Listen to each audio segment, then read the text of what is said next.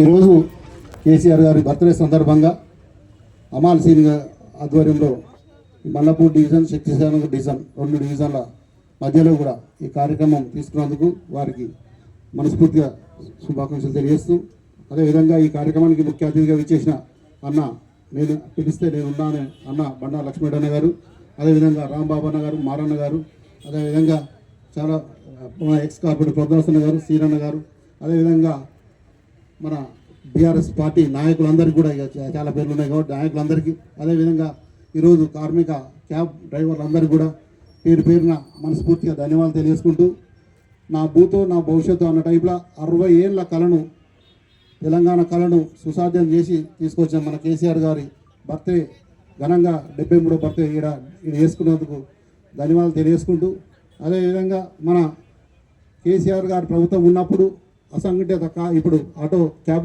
డ్రైవర్లకు దాదాపుగా ఈ 5 లక్షల ఇప్పుడు శ్రీనివాస్ గారు తీసుకున్న ఇన్సూరెన్స్ మన తెలంగాణ ప్రభుత్వమే చేస్తుండే.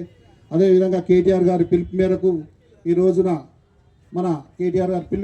ఈరోజు మన అమాల్ సింగ్ గారు ఈ కార్యక్రమం పెద్ద ఎత్తున తీసుకున్నందుకు, మన ఈ 2 డివిజన్లు తీసుకున్నందుకు వారికి మనస్ఫూర్తిగా ధన్యవాదాలు తెలియజేసుకుంటూ, అదేవిధంగా కేసీఆర్ గారు సీఎం పోయిన తర్వాత ఈ 6 గ్యారంటీలు, 420 హామీలు, ఈ అబద్ధపు హామీలు ఇచ్చి ఏదైతే కాంగ్రెస్ గవర్నమెంట్ వచ్చిందో మనం ఎక్కడికక్కడ కూడా ఈ హామీలను ఎండగడుతూ, అందులో ఇప్పుడు మనం ముంగల్నే కనబడుతుంది ఎగ్గొట్టింది. ఇప్పుడు ఏదో క్యాబ్ డ్రైవర్లకు ఇన్సూరెన్స్ ఎగ్గొట్టిండు.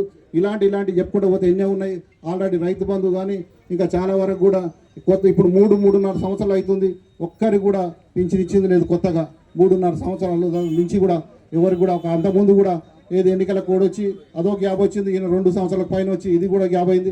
3 సంవత్సరాల నుంచి ఒక్కరికి కూడా కొత్త పింఛన్ ఇచ్చింది లేదు, పింఛన్లు వెచ్చింది లేదు. ఇలాంటి కార్యక్రమాలు చాలా ఉన్నాయి. అదేవిధంగా అబద్ధ బట్టలు చెప్పుకుంటూ ఈరోజు కూడా పబ్బం గడిపే పరిస్థితి ఉన్నది.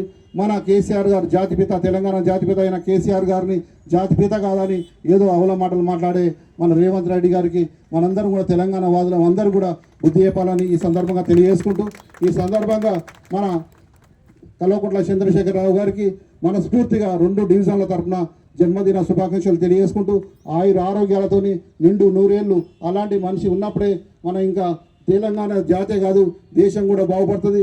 10 ఏళ్ళ తెలంగాణ పాలనలో దేశానికి ఆదర్శంగా చూపించిన మహనీయులు కేసీఆర్ గారికి, అంత పెద్ద మహనీయులకు బర్త్డే చేసే అవకాశాలు, కలిసి ఫోటో తీసే అవకాశాలు, కలిసి 14 ఏళ్ళు పనిచేసి ఉద్యమంలో, అదేవిధంగా 10 ఏళ్లలో కూడా బంగారు తెలంగాణలో కలిసి పనిచేసే అవకాశం నాకు దక్కినందుకు అదృష్టంగా భావిస్తూ ఈ అవకాశం ఇచ్చిన పెద్దలందరికీ కూడా మనస్ఫూర్తిగా ధన్యవాదాలు తెలియజేసుకుంటున్నాను.